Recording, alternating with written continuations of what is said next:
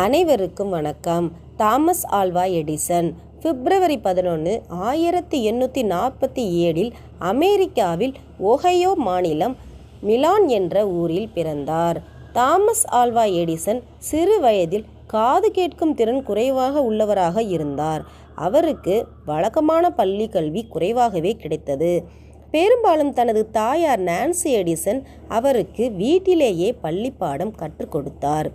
சிறு வயதிலேயே அறிவியல் மின்னணு கருவிகள் சோதனையில் மிகுந்த ஆர்வம் காட்டினார். தனது 9வது வயதில் ரிச்சர்ட் பார்க்கர் எழுதிய இயற்கை சோதனை தத்துவம் என்ற நூலை படித்து முடித்தார்.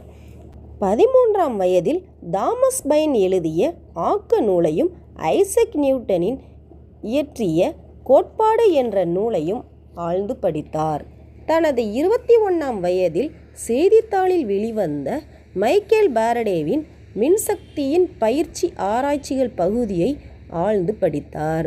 1860களில் தொடக்கத்தில் எடிசனுக்கு ரயில்வே நிலையத்தில் தந்தி இயக்கும் வேலை கிடைத்தது.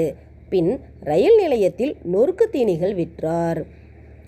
ரயில் வண்டியில் ஒரு பெட்டியை அச்சகமாக மாற்றி அதில் இருந்தபடியே 1862 த வீக்லி ஹெரால்டு என்ற வார பத்திரிகையை அச்சிட்டு வெளியிட்டார். 1869 தன் 22ஆம் வயதில் இரட்டை தந்தி அடிப்பு சாதனத்தை பதிவு கருவியுடன் இணைத்து 2 செய்திகளை ஒரே சமயத்தில் அனுப்பி காட்டினார். அத்துடன் தந்தியின் மின்குறிகளை தானாக மாற்றி சொற்களாக பதிவு செய்தும் காட்டினார். 1879ஆம் ஆண்டு எடிசன் கண்டுபிடித்த மின்விளக்கு மனித வாழ்க்கையில் ஒரு புரட்சியை ஏற்படுத்தியது. அதற்கு முன் எண்ணெய் விளக்கு, மெழுகுவர்த்தி மூலம் ஒளி பெற்றனர். உலகமே இருளில் இருந்து ஒளிக்கு கொண்டு செல்லப்பட்டது. 1877 உருவாக்கப்பட்ட ஃபோனோகிராப் மனித குரலை பதிவு செய்து மீண்டும் ஒலிக்கச் செய்யும் முதல் கருவியாகும். இது நவீன இசைத்தட்டு, ரேடியோ ரெக்கார்டட் ஸ்பீக்கர் ஆகியவற்றுக்கு வழிகாட்டியது. கினேட்டோஸ்கோப் என்ற கருவி சினிமாவின் ஆரம்ப கருவியாகும். இது முதல் நகரும் படம் வெளிவர உதவியாக இருந்தது. 1879 மின்சார மோட்டார் கண்டுபிடித்தார். மின்சார விநியோக அமைப்பு வீடுகளுக்கும் தொழிற்சாலைகளுக்கும் மின்சாரம் வழங்கும் வலையமைப்பை எடிசன் உருவாக்கினார். இதுவே நவீன நகரங்களின் அடித்தளம். எடிசன் 1000க்கும் மேற்பட்ட பொருட்களுக்கு காப்புரிமையை பெற்றார்.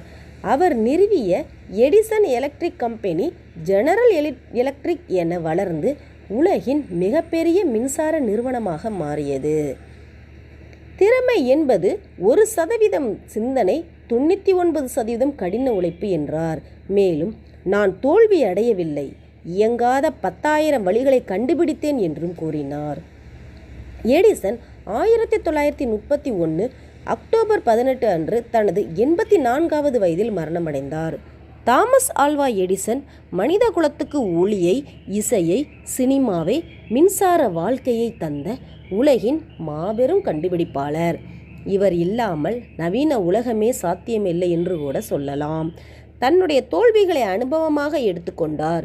உழைப்பே வெற்றியின் அடிப்படை என்ற நம்பிக்கை கொண்டவர். நன்றி.